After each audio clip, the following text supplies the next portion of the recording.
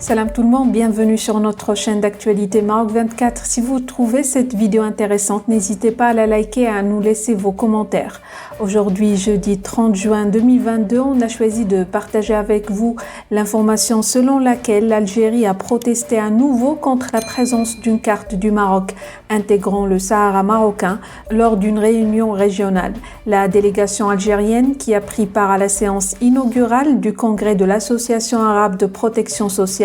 organisé ce mardi 28 juin à Tunis, a ainsi opté pour la chaise vide. Les Algériens ont justifié leur retrait par la présentation de la carte complète du Maroc, a indiqué dans des déclarations à la presse tunisienne Mohamed Karkari, le président de la dite association panarabe. Pour plus de détails sur ce sujet, restez avec nous.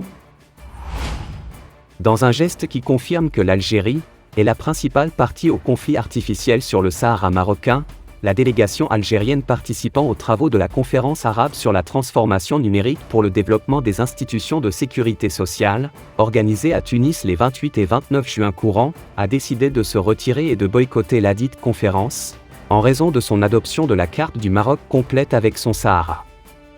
Selon les médias tunisiens, le retrait de la délégation algérienne du symposium est dû à ce qu'elle considérait comme une insulte à l'Algérie, en dessinant les frontières du Sahara marocain, et en n'incluant pas la Palestine et le Liban dans la carte publiée lors du symposium.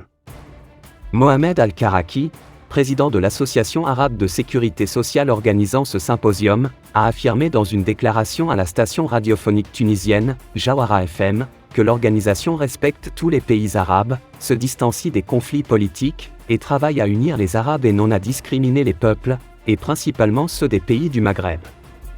Le Libanais a déploré la décision algérienne, précisant que les cartes présentées à l'occasion de ce conclave sont homologuées par la Ligue arabe.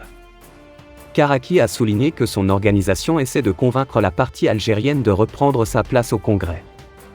Ce qui ressort de tels agissements, c'est la continuité de la politique hostile du régime militaire envers le Maroc, un régime qui ne cesse de déployer tous ses efforts pour entraîner la région du Sahel et du Sahara dans le bourbier de l'insécurité et de l'instabilité, en soutenant et en embrassant les séparatistes armés, et ouvrant la voie à l'axe du mal, Iran-Hezbollah dans la région. Pour rappel, fin décembre, la Ligue arabe avait adressé une note à tous les organes et organisations sous sa bannière, recommandant l'adoption d'une carte unifiée dans tous les événements qu'il organise, en joignant une carte des pays arabes comprenant la carte complète du Maroc. Cette note était une réponse de la part de la Ligue arabe à une protestation exprimée par la délégation algérienne, contre la publication de la carte du Maroc intégrant le Sahara, à l'occasion d'une réunion de l'Organisation des femmes arabes au Caire. Amar Bellani a fermement condamné en décembre 2021 l'adoption par la Ligue arabe d'une carte unifiée de l'Afrique du Nord et du Moyen-Orient, intégrant le Sahara marocain.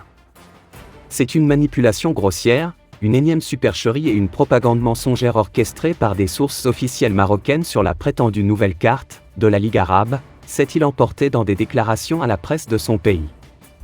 En mars 2021, le ministère algérien des Affaires étrangères avait lancé une offensive contre les cartes intégrales du Maroc, diffusées sur le net et présentées à l'occasion de conférences internationales.